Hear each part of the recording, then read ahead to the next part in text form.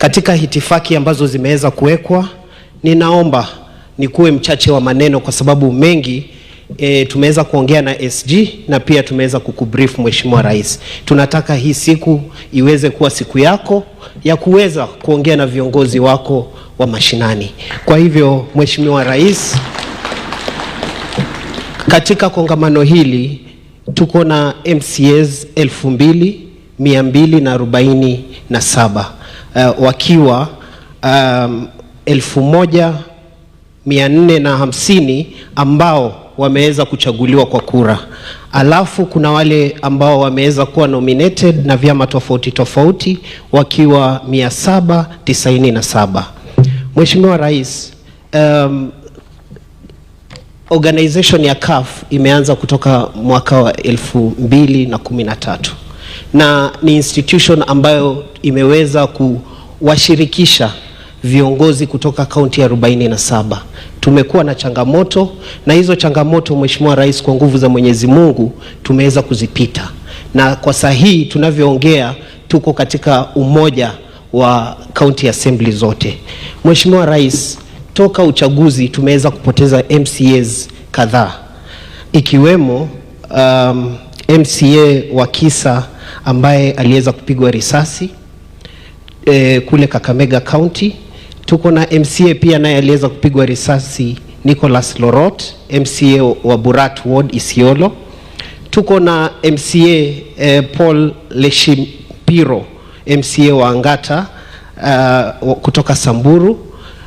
Pia tuko na MCA ambaye aliweza kuwa abducted kutoka kule Wajia na akapatikana baada ya miezi 6. Mheshimiwa Rais, kwa nguvu hii ya wale MCAs ambao tumeweza kuwapoteza, ninaomba kwa sababu huu ndio tunaweza sema mkutano wa kwanza tumeweza kukutana, tuweze kusimama tu kwa dakika moja kuweza kukumbuka wenzetu ambao wameweza kutuacha.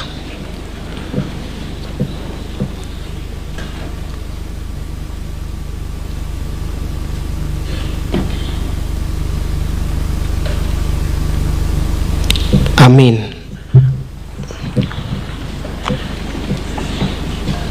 Mheshimiwa Rais, kwa miaka tumeweza kukua na umoja, lakini kuna changamoto ambazo viongozi hawa wameweza kuzipata. Kwa mfano, mara nyingi tumekuwa tukiomba mapeni kutoka katika executive ama zile county government tofauti tofauti. Kuna county government ambazo magavana wanatumia hii kama kikwazo cha kuweza kuwasaidia kuwafanya MCAs kupata mapeni yao. Kwa hivyo Mheshimiwa Rais, ile autonomy uliotupatia tunakupa shukrani kubwa, na kwa hiyo tunakupa makofi ya kongole, na umekuwa baba, kwa sababu hakuna lolote ambalo tumeweza kukuelezea, si juzi, si jana, na hata leo umeweza kututatulia. Kwa hivyo wenzangu, members of the county assembly, I want to tell you that today the president is giving us good news.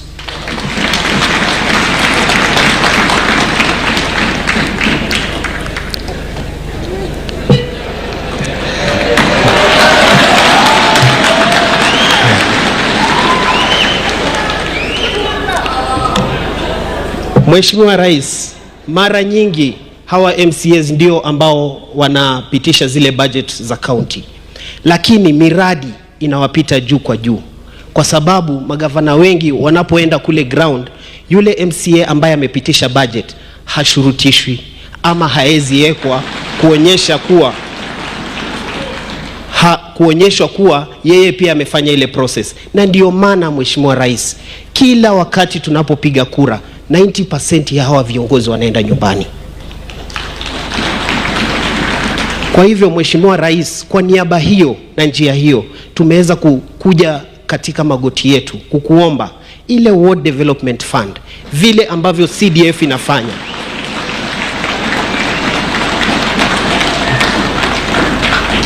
iweze kupitishwa ili hawa viongozi nao waweze kupata sura mbele ya wananchi.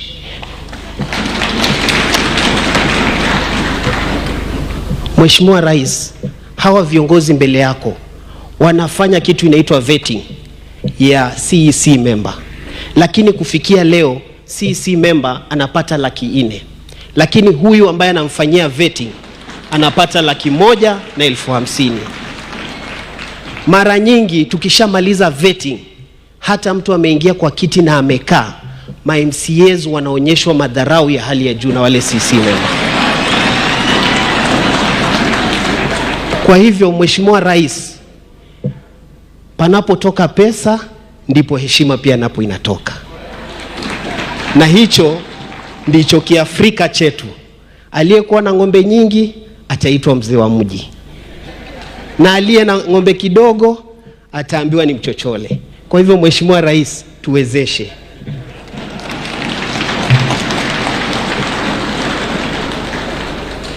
Mheshimiwa Rais, sitaki kuwa mwingi wa maneno, kwa sababu mengi tumeweza kukuwakilishia katika mabunge yetu tofauti tofauti, na pia kisisi binafsi kukutana na wewe, na tunashukuru miaka yote toka nipate huu uongozi umeweza kutufungulia ofisi yako na kujadiliana na sisi. Therefore, honorable members, not that I don't know English, but I decided to use Kiswahili because it's a national language. Therefore, honorable members, let's pray that the president is giving us a gift back home.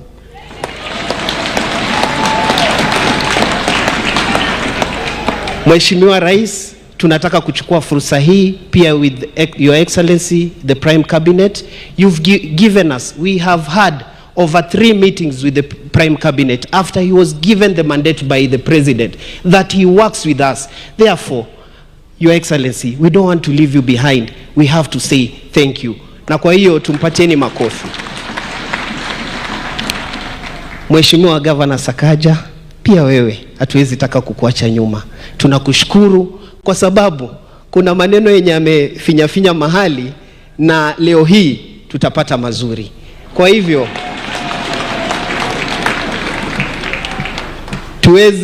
tuweze kuomba na kufinya kamba ziweze kukua ngumu, panapotoka speech ya rais iweze kuwa njema kwetu. Kwa hayo machache, may God bless the County Assembly's forum, may God bless the devolution, may God bless the Republic of Kenya, and I say thank you, and to all my Muslim brothers and sisters, I say Eid Mubarak. Ramadan Karim. And for my brothers, Christian brothers, anasema muwe na Lent njema na tuanze mfungo vile inahitajika. Kwa hayo machache, asanteni. Thank you very much, Chair. Your Excellency, with your permission, allow me to now call on the Nairobi Governor, Honorable Johnson Sakaja, to make some brief remarks. Then in turn, invite the Prime Cabinet Secretary. Thank you. Asante sana. Your Excellency, the President of the Republic of Kenya and the Commander-in-Chief of the Defense Forces, Prime Cabinet Secretary Musalia Mudavadi, our Chairman, Right Honorable Speaker Seth Kamanza, and SG Chege Mwaura, who is my rural MCA in Ngara, all speakers present, leaders of majority, minority, honorable members of County Assembly. Mine will be very brief. Number one is to welcome you to Nairobi. Feel at home. Karibuni sana Kanairo. It's always a pleasure to have you, to host you here. And as the chairman has said, kuna mambo mazuri Nairobi. Please don't be in a rush to go back to your counties. Mukaikae area. Na speaker wangu tumezungumza naye kwa kisha ya kwamba mmekaa mzuri, lakini unajua ningepanga ni vile mdosi yuko, na unajua sasa ile rais yuko huku Nairobi, tumemfunza vitu mingi. Moja wao ni kuweka mawe, ingine inaitwa kichele. So leo najua mdosi atahakikisha mambo imefanyika vizuri. Ile mimi nitaongeza, yeye akipanga mimi naongeza maombi. Nitaongezea maombi na baraka.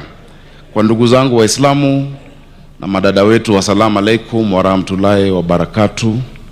Muwe na saumu makbul kwa muda huu wa Ramadhan, na pia ndugu zetu wa Kristo ambao wameanza mfumo wa wale wa Katoliki ambao wako kwa Lent. Jana tulikuwa na Ash Wednesday. Your Excellency, the members here are the anchors of devolution.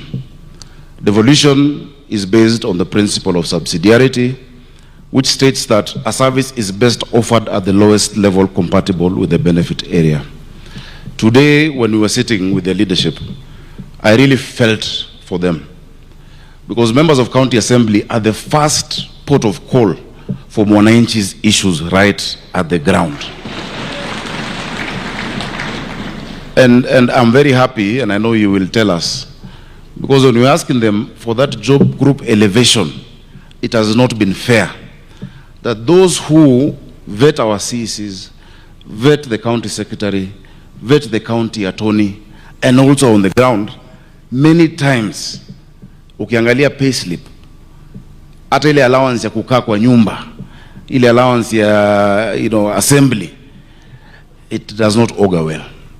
Your Excellency, I have been a legislator for 10 years. I've been an MP and a senator. Tukiwa wabunge, saa zingine ile kidogo inakaa kidogo, but nakuja kila siku, ilikuwa inatuongezea motisha ya kufanya kazi yetu zaidi. Tunaomba uangalie pande hiyo, and us we will support as governors. That one we will support. Your Excellency, the other matter that is critical for us to look at, any good governor would want oversight, because sometimes ni watu wetu wanafanya makosa hapa na pale. Tuwasaidie wawe na nguvu ya kufanya oversight, na pia najua walikuwa wamekatiwa mambo 2-3 ya safari. Ni muhimu waone na wajue, because to go is to see, isn't it? Hiyo kikwazo kidogo is not fair. I know how I myself have been able to build myself over the years by what I've been able to see. I know we are dealing with the wage bill, and we have to put it properly, but some of these concessions will actually strengthen devolution, and they will strengthen delivery at the county level, because devolution is the greatest gift that our country has in our constitution. Your Excellency, the ward development fund, I have never understood why, because they are representatives and they do oversight and representation. MPs are also representatives who do oversight and representation. Why would an MP have NGCDF and an MCA cannot have ward development fund? The ward development fund, the same way we address it in the law to make sure it focuses on national government functions, we can have the ward development fund called the County Government Ward Development Fund, so that even for us, we can say there is spread projects across each and every ward in the county.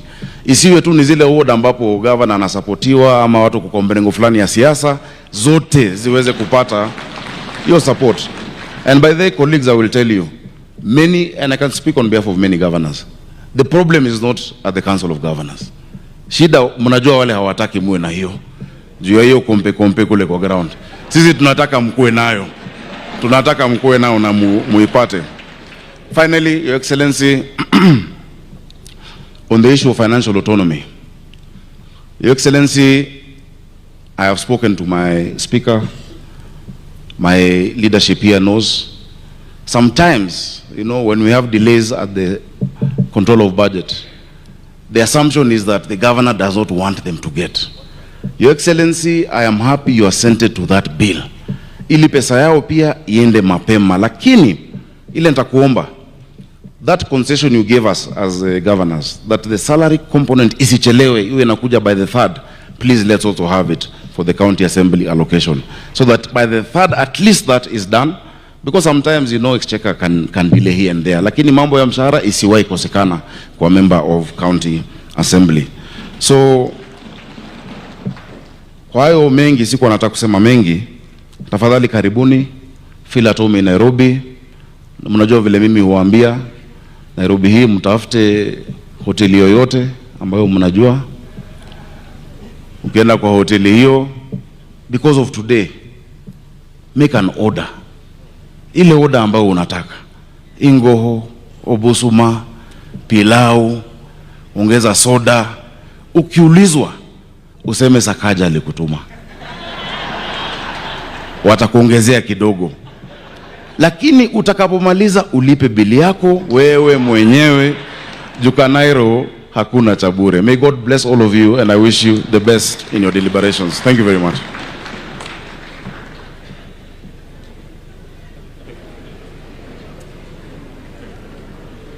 A round of applause for the governor, tafadhali.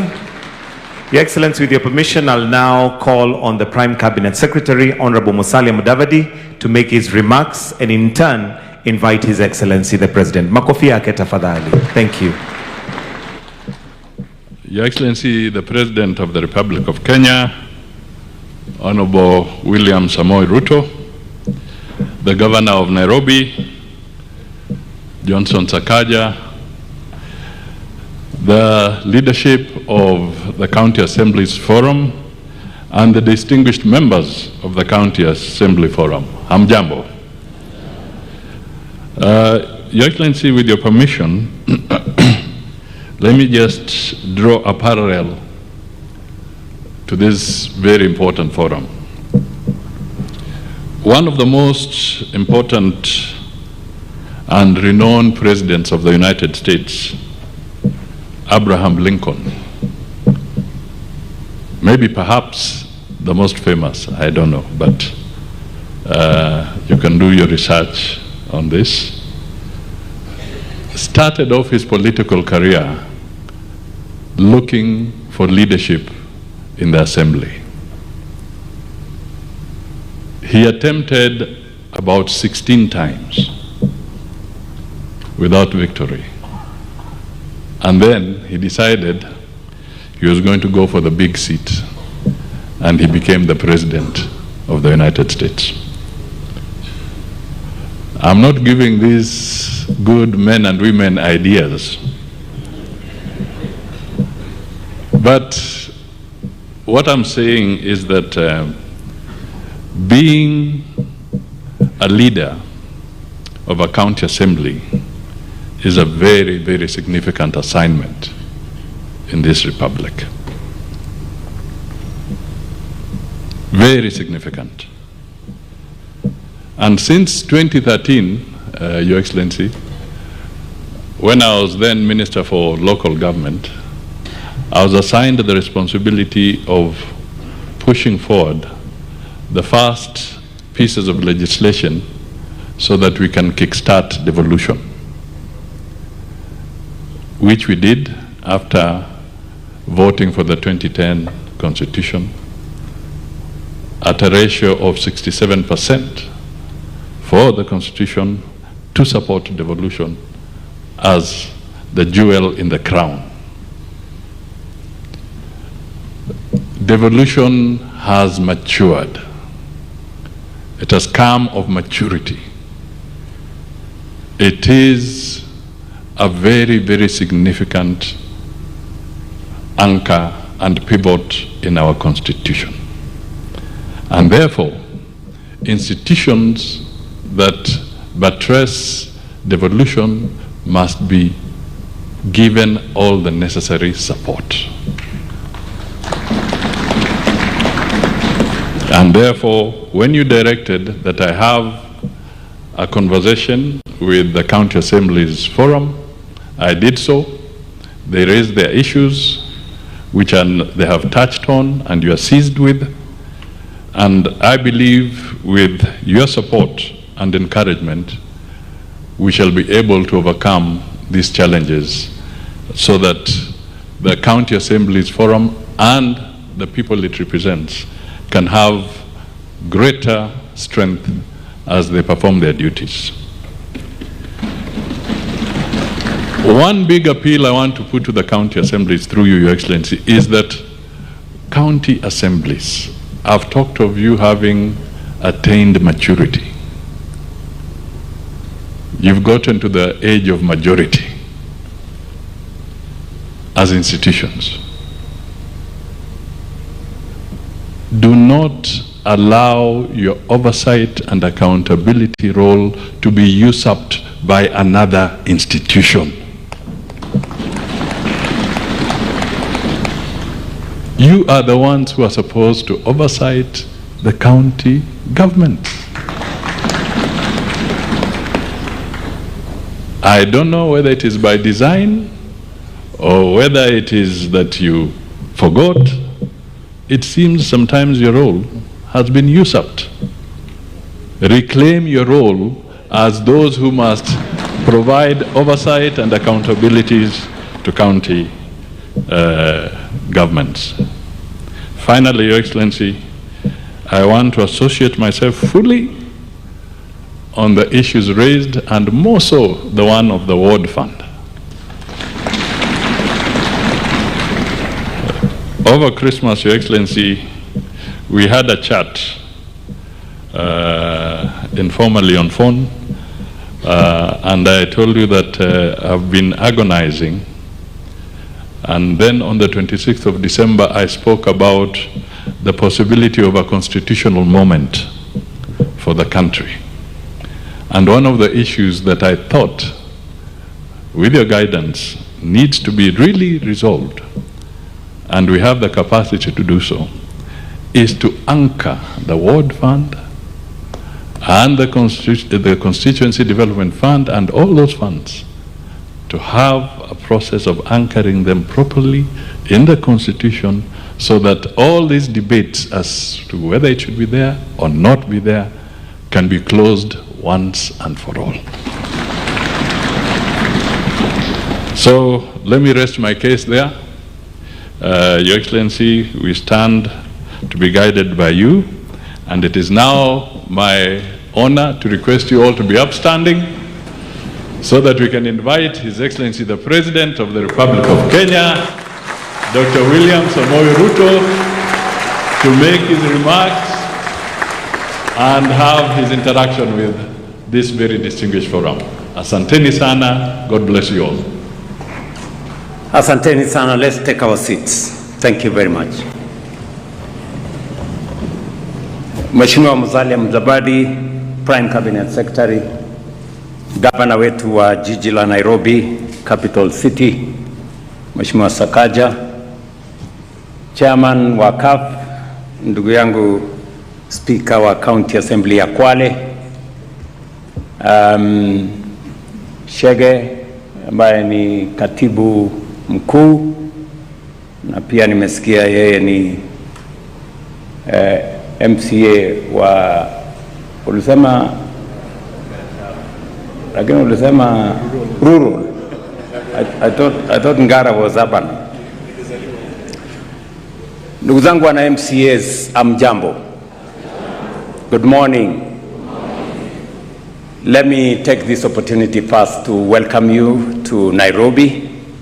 I know many of you come from far and wide, different parts of the Republic of Kenya, and to congratulate the County Assembly's Forum for being an agent and advocate for devolution in Kenya. Nataka niseme pongezi sana.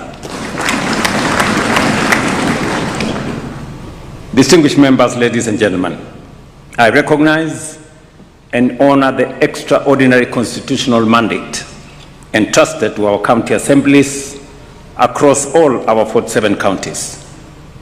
A mandate you continue to carry out in giving real meaning, real force, and real presence to devolution as envisioned in our Constitution.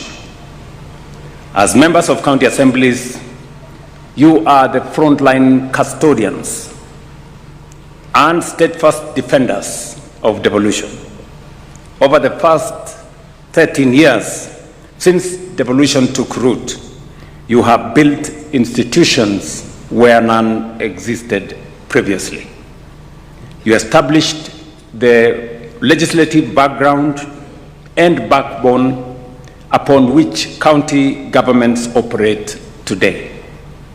You enacted the laws, frameworks, and regulatory structures that enable counties to function effectively in health, in agriculture, in trade, in planning, and local revenue administration.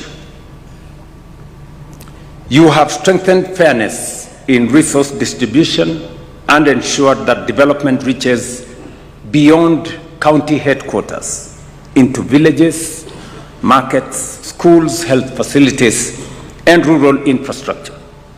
In doing so, you have made equity practical and measurable.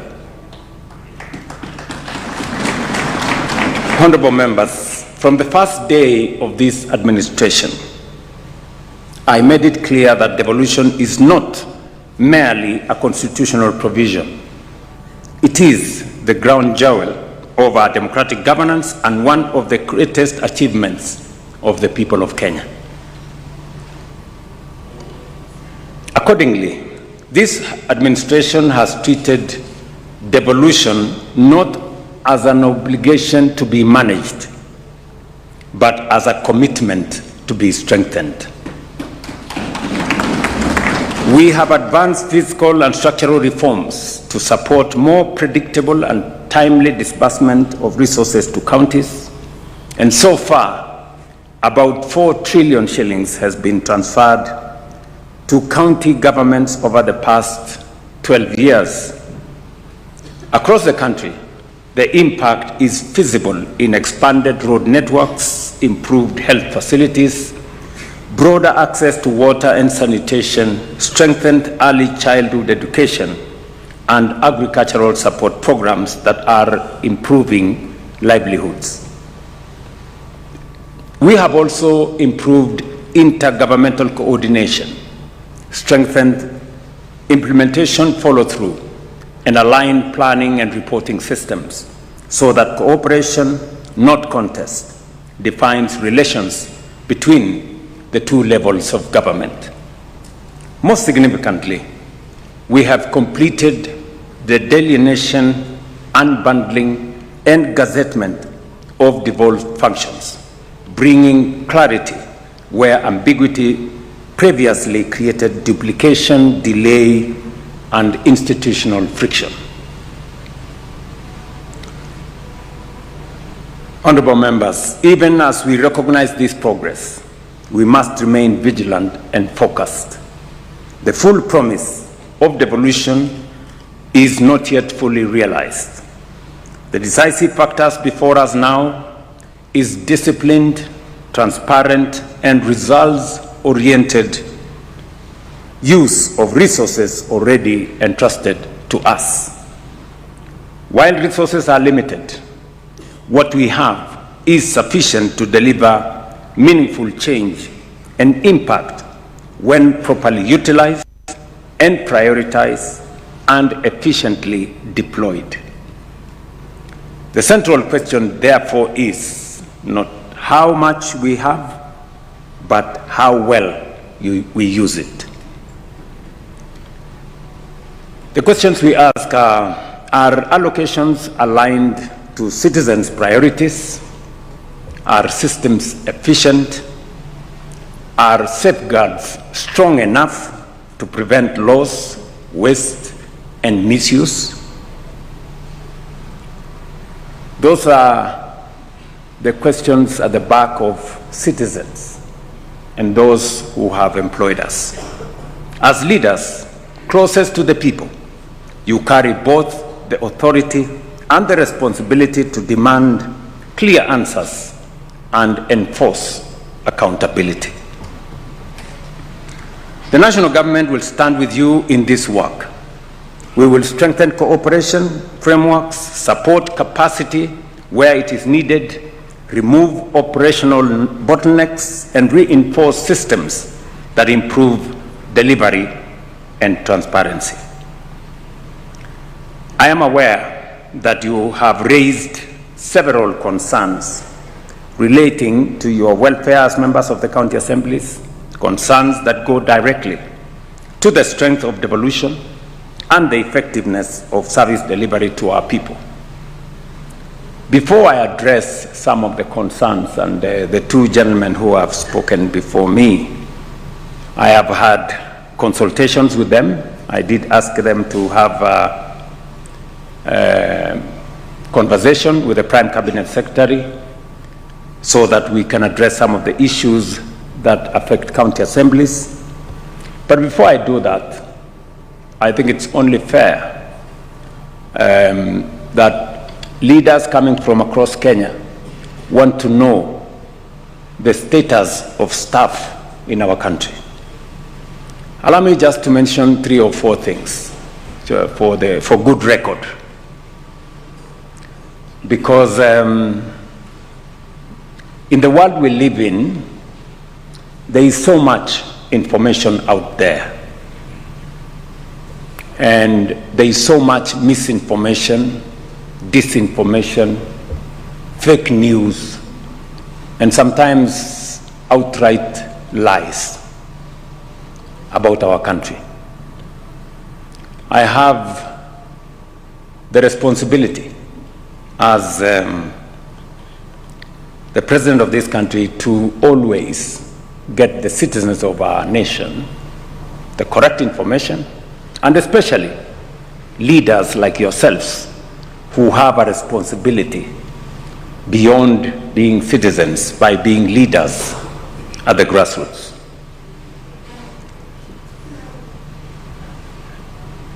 Our economy, I think you saw last week, Central Bank has now reduced the CBR rate, which is the anchorage for interest rates, from 9% to 8.75%, signaling the coming down of interest rates in Kenya. Just for good record, that CBR rate was 14% a few months ago. Put it correctly. We have consolidated and stabilized the economy of our country over the last 3 years. And numbers don't lie. Our inflation has come down from 9.6% to 4.5%. Our exchange rate has come down. Our Kenya shilling has strengthened. Today, the exchange rate is 129 Kenya shillings to $1. It was 165 shillings to $1 2.5 years ago. Our foreign exchange reserves have grown, almost doubled. In 2022, our foreign exchange reserves were $5.7 billion. Today, it is $12.3 billion. If you are an exporter, you used to request for dollars and wait for weeks and months because we didn't have enough foreign exchange. Today, you can get foreign exchange at the click of a button. That is how we have consolidated our economy.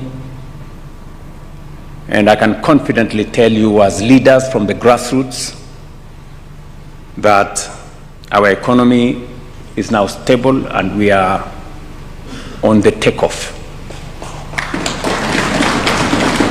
In fact, IMF, about 2 or 3 months ago, released a report that said Kenya had now overtaken Angola and Ethiopia, and we are now the 6th largest economy in our continent. And I want to promise you we are making progress. It's not easy. Some tough decisions have had to be made, but the risk of Kenya defaulting on its foreign obligations is now well behind us. I know to a good extent agriculture is devolved. It was part of my commitment to the people of Kenya and a necessary imperative for us as a nation that we reorganize our agriculture and change the trajectory from consumption subsidies to production support. Today, whether it is maize, whether it is tea, whether it is coffee, our production has gone up because of the interventions we have made. And slowly but surely, we are reducing imports. We have reduced imports of maize, we have reduced imports of sugar, we have reduced imports of rice, because we have chosen the deliberate intervention to promote production, reduce the cost of farm inputs, and make sure that they are delivered on a digital platform to eliminate corruption and pilferage. The partnership that we have built with county governments, with the approval of county assemblies, to partner with counties in the delivery, especially last mile delivery of farm inputs, has been of immense use to us as we seek to enhance our productivity, and I must pay gratitude to county assemblies that have supported that exercise. Asanteni sana.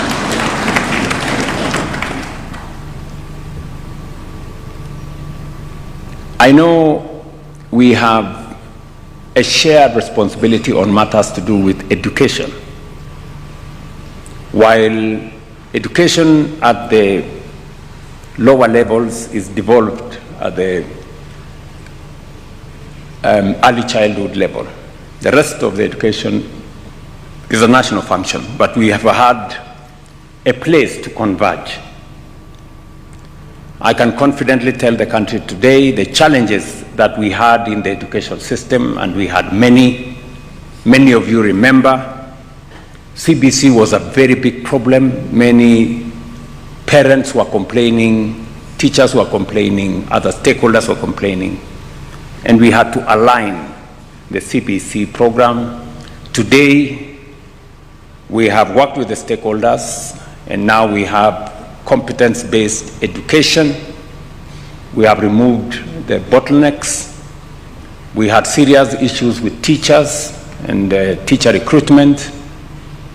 By January this year, we've now recruited 100,000 teachers. We've closed the gap. We're remaining with 20,000 teachers next year, and then we will completely close the gap on teacher numbers. We have built an extra 23,000 classrooms to remove the gaps that were there, and we have changed our funding model. Many of you will remember, those of you who come from Nakuru, for example, or Eldoret, Egerton University could not pay salaries. Moi University was almost facing closure.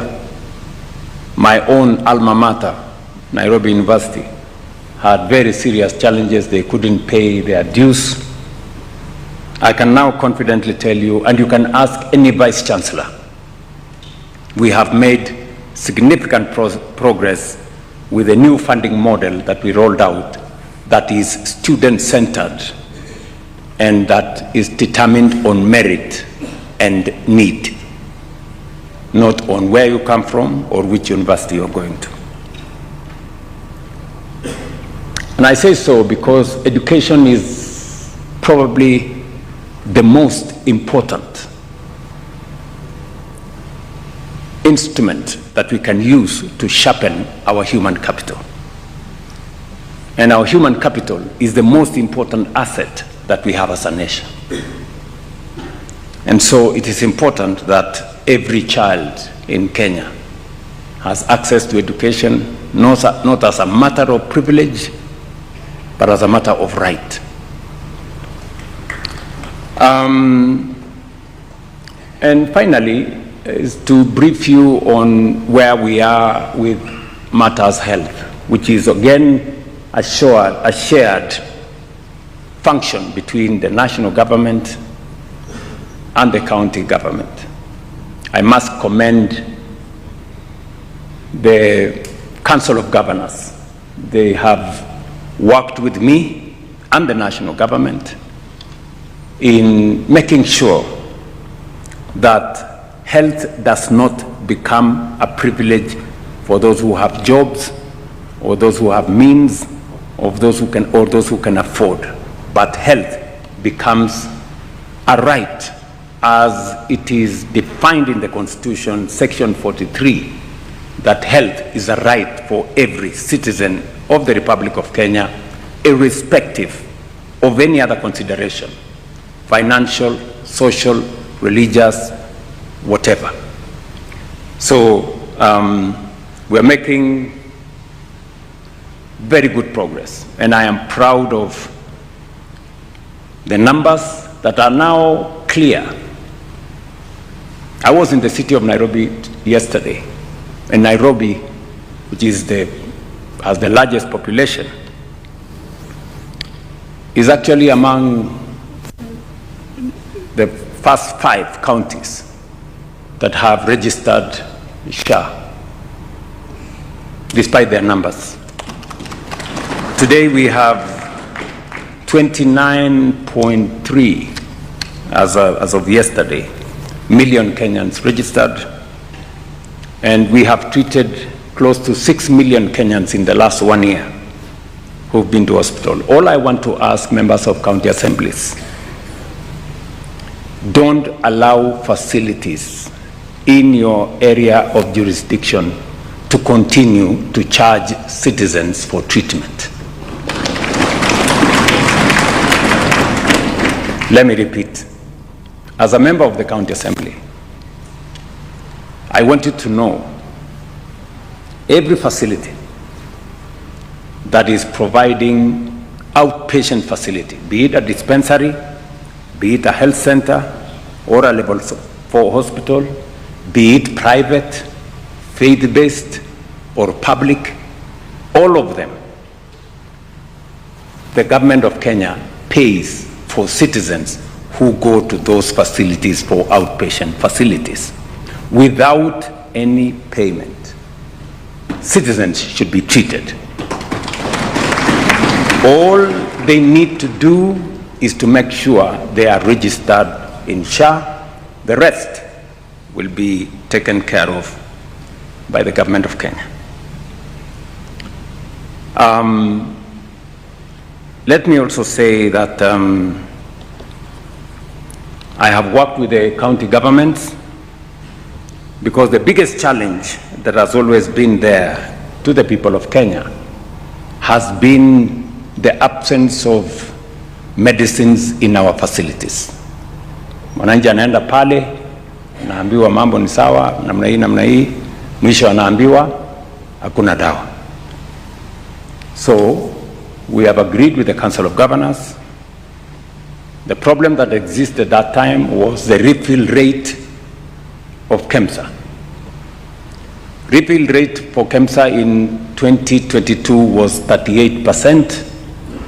I can now tell you here standing that it is now 97%.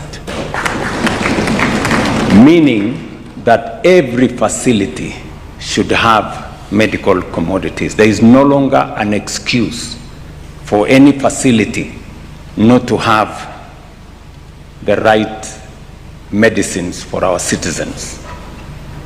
And as county assembly members, please, I want to enlist your support in making sure that we red flag and we profile those facilities that either continue to charge citizens or continue to tell us there is no medicine. We should ask them tough questions. I think that goes to the heart of what Prime Cabinet Secretary was saying, that your oversight responsibility includes making sure that those facilities are working. Members, I have told you about, I wanted to say one more thing. We are, one of the most serious challenges that we face as a nation is unemployment. All of you, I know, you wake up in the morning, you find people, and we have challenges of unemployment, and we have to be deliberate and intentional on how we create jobs. And that is why we have rolled out 4 different programs. We have our housing, markets, and hostels program that now employ close to 500,000 Kenyans, and God willing, by next year, it should be able to employ 1 million young people. I was a month ago with the professionals. These are engineers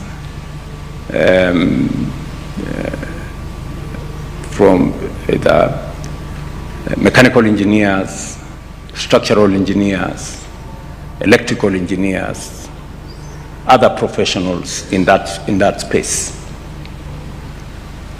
And we have recruited about 6,000 of them to help us, to monitor and oversight, working with other consultants. We have also the digital jobs space, which I did ask county assemblies to identify at least one spot in their wards so that we can work with the members of parliament to build at least an ICT hub so that you can have 100, 200, 300 young people working on our digital jobs space. And again, I remember telling members of this assembly that there is an opportunity for you to sponsor. And sponsor in this case does not mean you pay. You just assist them to know where they can get opportunities to work outside Kenya. And all this is moving in the right direction. Today we have 1.6 million Kenyans that were not working in 2022. They are working today in all the programs we have done. And we will continue to open those opportunities. Recently, I was in different parts of the country on the business support that we are extending to our micro, small, and medium enterprises under the Nyota program. I want to ask members here to participate in that program, to mobilize, because we have a phase 2, we have a phase 3, we have a phase 4. So this is an opportunity for you, and we have insisted that beneficiaries must be ward-based. We have said beneficiaries must be from every ward, and we have distributed equally in all wards in Kenya. In the past, such programs would benefit a few people in towns and in places, but we have insisted this time round that because we believe in bottom-up, it must really be at the bottom, and that is at the ward. So these are some of the interventions that I want to ask that you participate. As I have said, all these programs are not programs tailored for political reasons. None of the young people participating is asked whether they support what political party or what religion or all these other considerations. So, finally,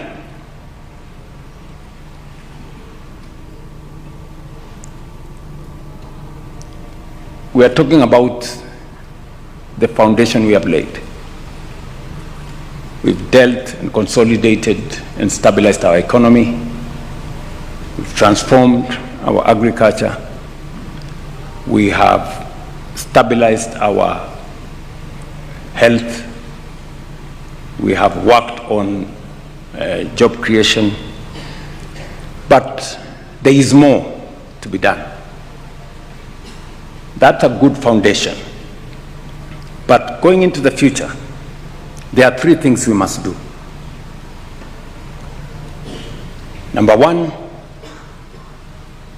it's not enough to carry out the agriculture we are doing under rain-fed agriculture. The future, with climate change, with a limited agricultural land under rain-fed agriculture, the future is now in water harvesting, water storage, and irrigation.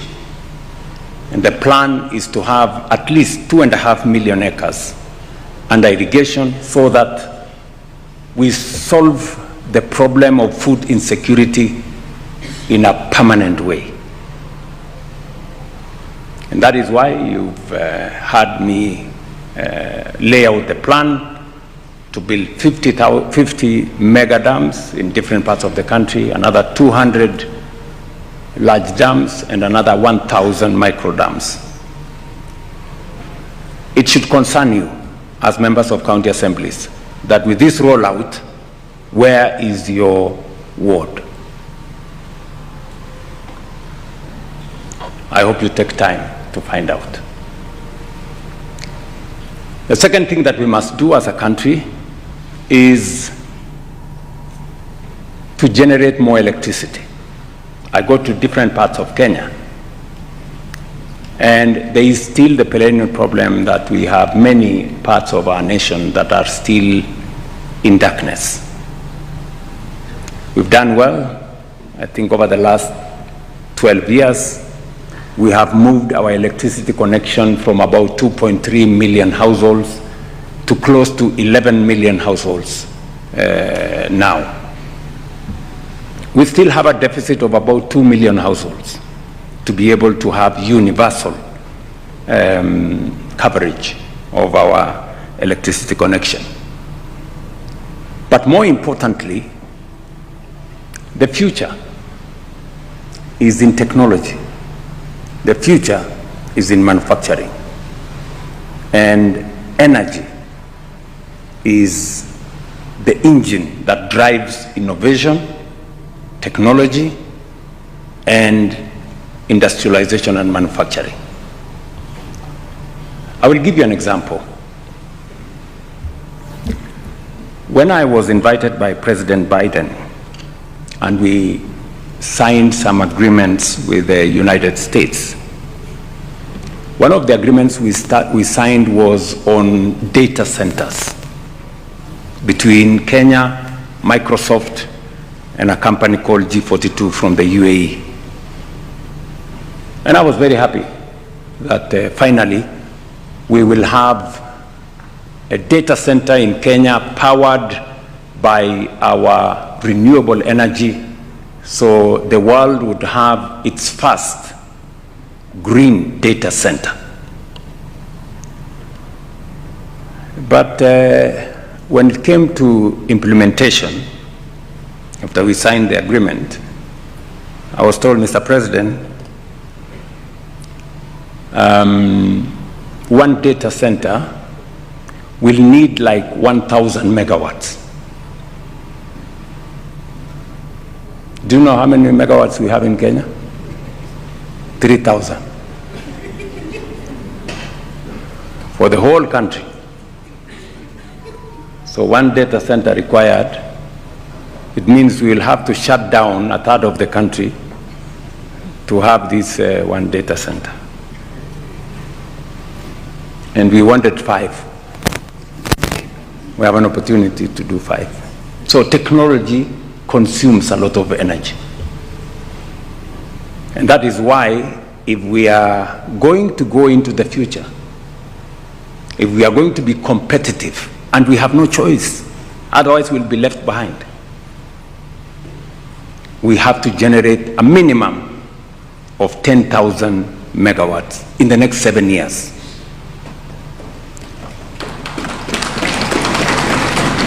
It's going to cost us something like 1.5 trillion. Mnanielewa? So these are realities that we must live with. When you hear me say, for far too long we have been making peace with mediocrity, tuko tu hapo, the scale of our ambition, the level of our thinking has been limited. So we need to generate energy, and we have enough energy to generate.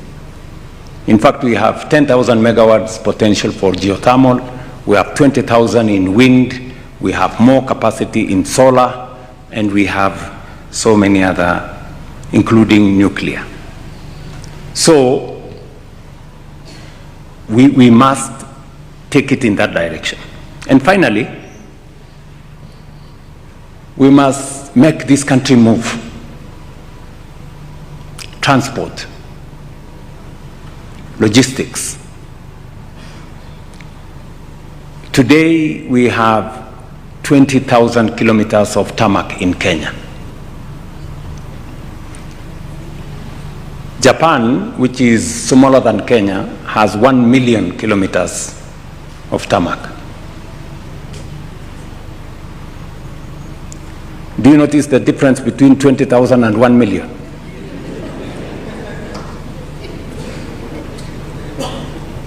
Right? That is why whenever you have a meeting everywhere in Kenya, you are told, barabara yetu ni mbaya. Barabara yetu ni mbaya. So it's correct. That's why we have set out, and we are now in the process of getting 28,000 kilometers to add on to the 20,000 we have. And we want to build those 28,000 kilometers in the next 7 years. We need something like maybe between 12 and 13 billion dollars, which is about 1.8 trillion. So when you hear me say we need 5 trillion, and we're going to do it. Tutafanya. Najua kuna watu wengi wako na imani ndogo.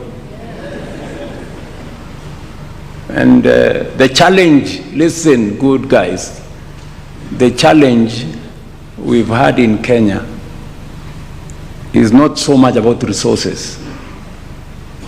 It is a plan and a leader to lead it.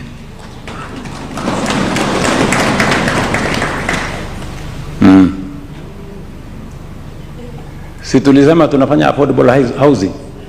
Leo kandarasi ya affordable housing na markets na hostels ni 650 billion. How much? 650 billion. Na sio pesa ya kukopa, na sio pesa ya kuomba.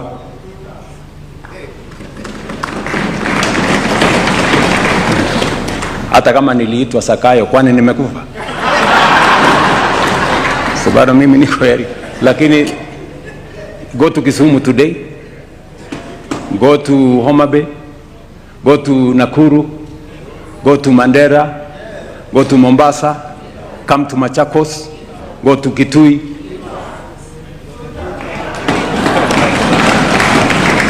So, listen, I'm talking to you as leaders. This country, we have the capacity to transform this nation. We have what it takes. We've been discussing housing for how many years? National Housing Corporation was registered 60 years ago. Mnanielewa? So, we can transform our nation. If you doubted the capacity of Kenya, today the skyline of Kenya, we're building 240,000 housing units, we are building 400 markets, we are building hostels for 180,000 students using our own resources. Yeah? Let me give you another example, because I know sometimes some people think what we are saying is not possible. ndio unasikia anasema oh, hii ni uongo, hii haiwezekani, because of their capacity to think iko chini. Iko wapi uongo kwa mambo ya housing? Iko uongo hapo kwa housing? Iko ama hakuna? Markets iko ama hakuna? Hostels iko ama hakuna? Yeah? So, let me give you another example. And I like it that you guys are insisting that you want a pension.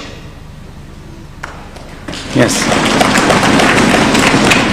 In other words, you believe that savings is the right thing to do. Because for you to have a pension, you must save. Sindio? That's how pension is achieved. Let me give you an example of our national pension. Forget us as an individual, the national pension. Up to 2023,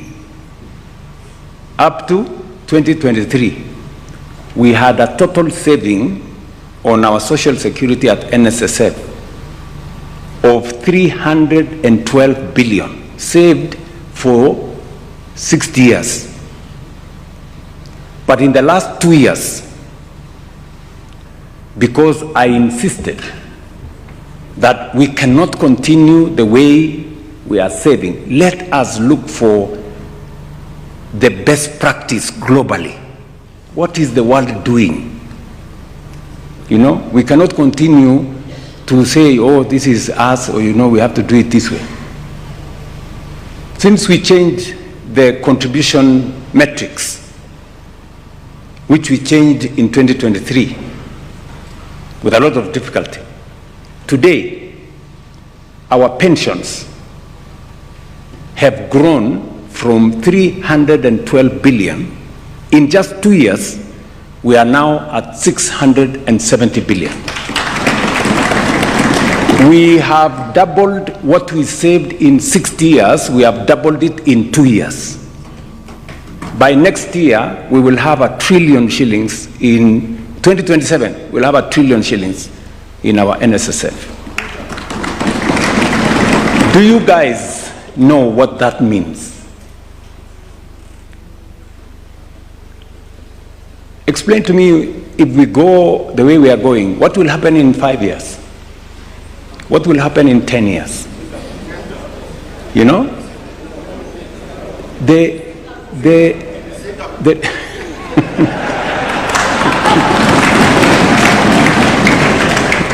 Listen, the reason why we roam capitals of other countries to go borrow money is because we have refused to save our own money. The money we are going to borrow from China is the savings of the Chinese people. Their saving is 55% of their GDP. Our saving is 12% of our GDP. That's the difference. So we go borrow from the Chinese, tunakuja tunafanyia kazi hapa, halafu we have to pay with interest. Last year I went to China twice. To do what? To negotiate. No. To go negotiate. Sasa bwana mkubwa, unaona sasa hii deni iko kubwa sana. We are paying $1 billion every year. So we couldn't find space to do any road or to do anything. So we went to tell them, hii deni punguza kidogo, inatuumiza. So forget about what you see huko. Nakuta huko iko parade kubwa. Askari wanapita huko, tumesimama hapo. Unafikiri it is pomp and color. Hiyo parade kiisha, ukiingia ndani hapo, mlango ikifungwa, unaanza kuambia ule mtu tafadhali bwana.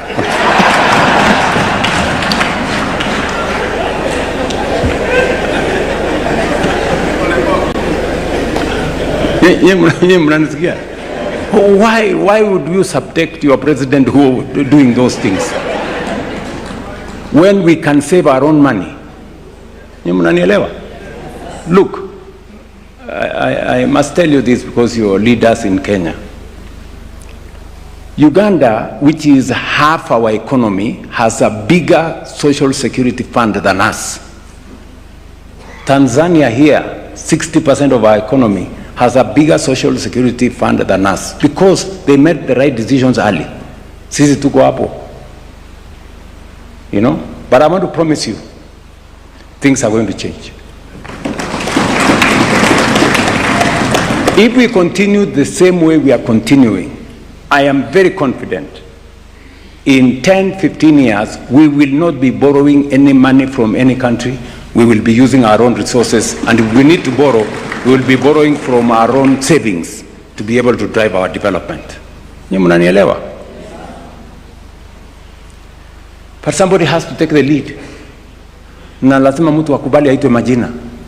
Na lazima mtu akuwe unpopular. Lakini we must make the right decisions for Kenya. You people, we are not elected to be popular. We are elected to do the right things for our nation. Make the right decisions for Kenya. Nyinyi mnanielewa? Yes. And I promise you I will make my contribution to this great nation.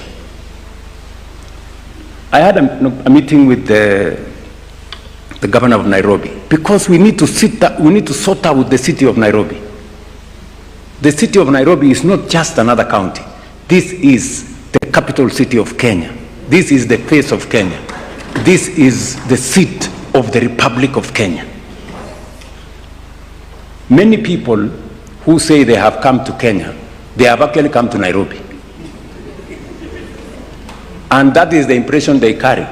If they find takataka all over the place, if they find the place in darkness, if they find the place people being mugged, that is the impression they get of our country. Ama? Yes. So I have a duty, and the law is there to assist the county of Nairobi to make sure that we present the right image of the Republic of Kenya.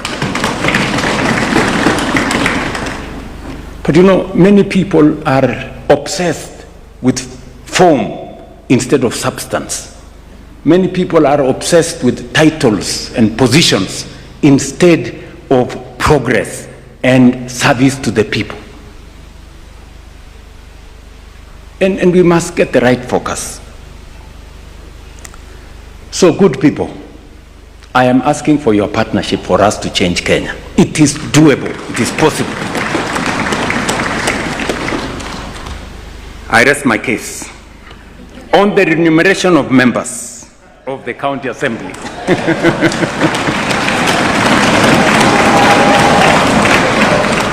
You have stated that your responsibilities have expanded significantly and should therefore be properly recognized within the public service grading structure.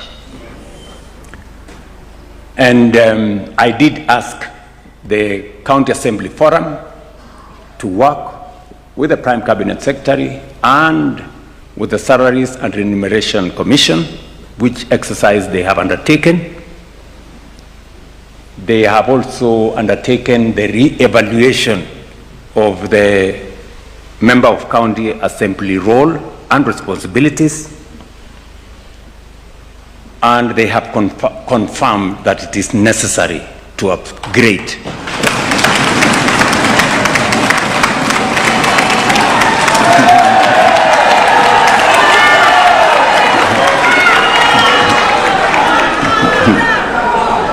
So, a job evaluation was duly completed and submitted to the Salaries and Remuneration Commission, and as the national government, we fully endorse the recommendations of the evaluation, which include the reclassification of the office of the MCA from job group ED4 to job group E1.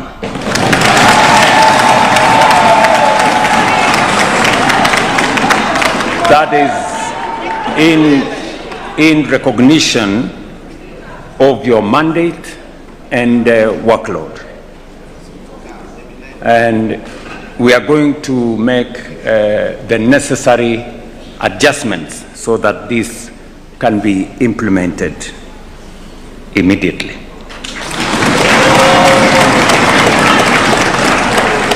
On the County Assembly's pension framework, we associate with your position that retirement security is not a discretionary privilege. It is a duty of a fair and responsible state to those who serve it. Public service must carry dignity, both in tenure and after service. You see many leaders, when they get out of office, they live very, very badly. And therefore, the issue of pension is something that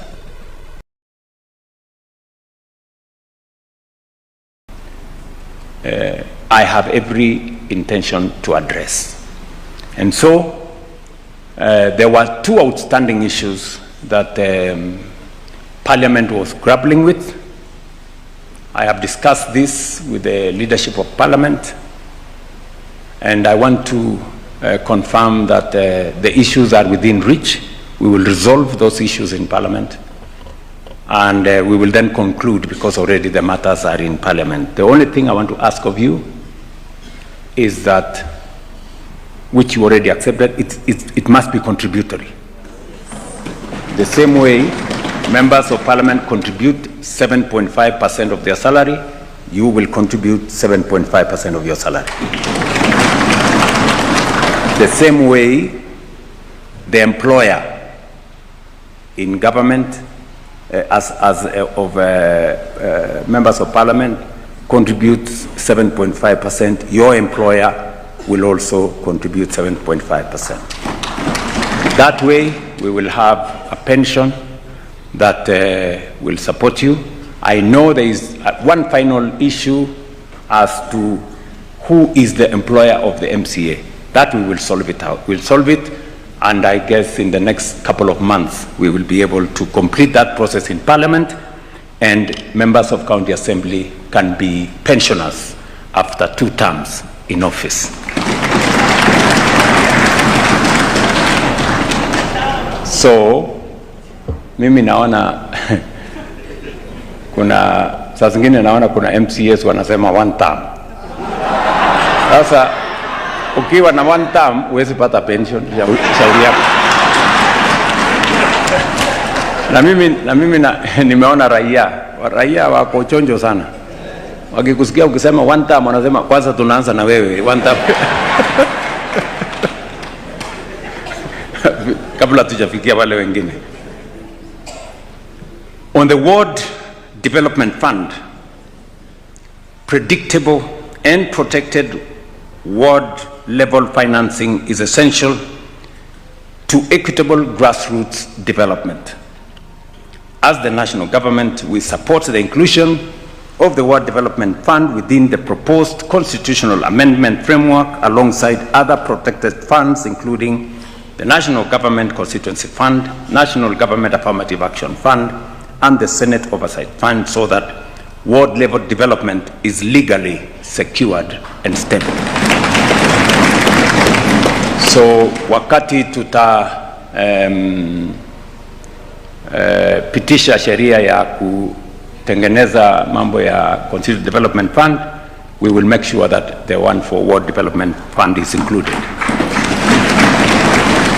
I will again ask the County Assembly Forum to work closely with the Office of the Prime Cabinet Secretary on this matter, so that, because there are certain legal challenges that are going on in court, so that we can navigate the processes and make sure that this becomes a reality. On the anchoring of the County Assembly's Forum in law, the Intergovernmental Relations Amendment Bill of 2024, which seeks to formally establish the forum in statute, is currently at the second reading stage at the National Assembly. I am aware that its progress has slowed down due to procedural contentions over whether it qualifies as a money bill. We will conclude the conversations with Parliament constructively to resolve this matter and ensure that the forum is properly anchored in law without further delay. So again, you guys have a responsibility. When you run into trouble, you have my telephone number. You can always find me.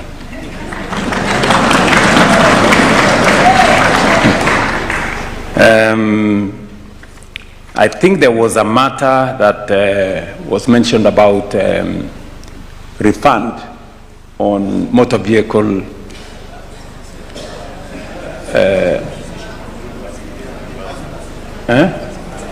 reimbursements, or refund on car grant reimbursements. Some counties succeeded, some did not. Now, I can confirm to you that we have resolved the issue as government, and we have agreed with the Kenya Revenue Authority that the matter that is currently before court, we will withdraw the matters from court. We will go to the alternative dispute resolution space, alafu tutapangana hapo ndio tufanye namna hiyo. So I think all the issues that you had raised with me, I have addressed. There are some like the autonomy of the county assemblies. I did tell you that since we have parliament at the national level, the assemblies must have the same, must be treated equally, because we do not control the finances of parliament.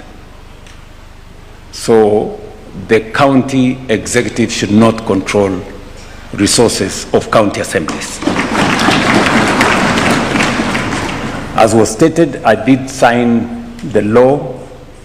Now it is the position in law that county assemblies are independent.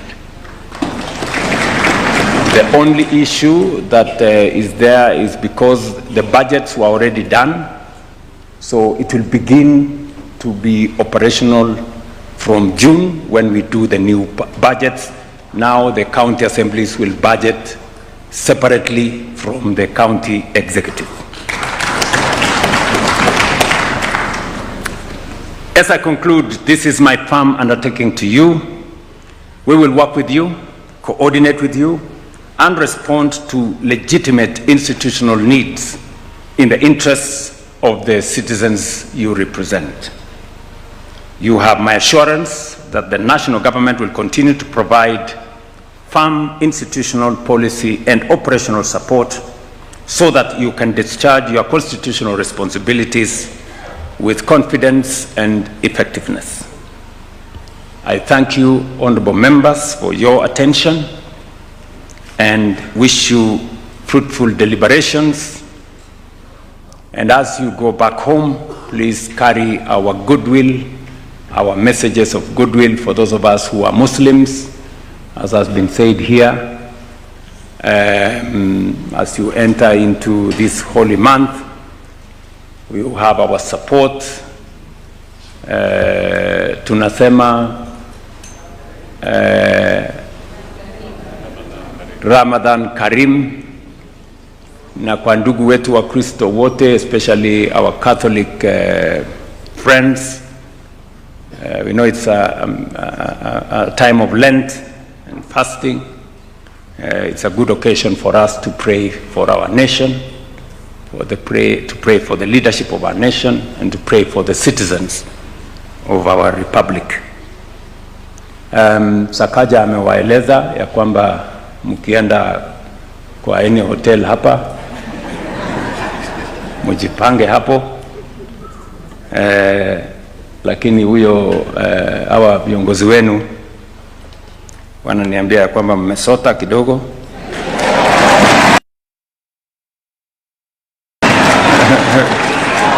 Hapa Nairobi, watu wa Nairobi wamenifundisha ati kuweka mawe. Mimi watu wa ushago sijui kama mnajua kuweka mawe. So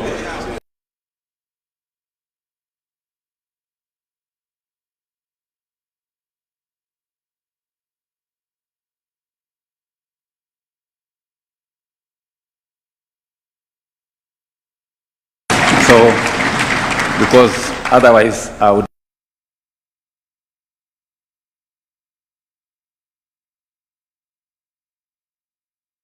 simtasalimia watoto wenu jameni, na kila mtu asalimie wodi yake na wananchi wale tunashirikiana na wao.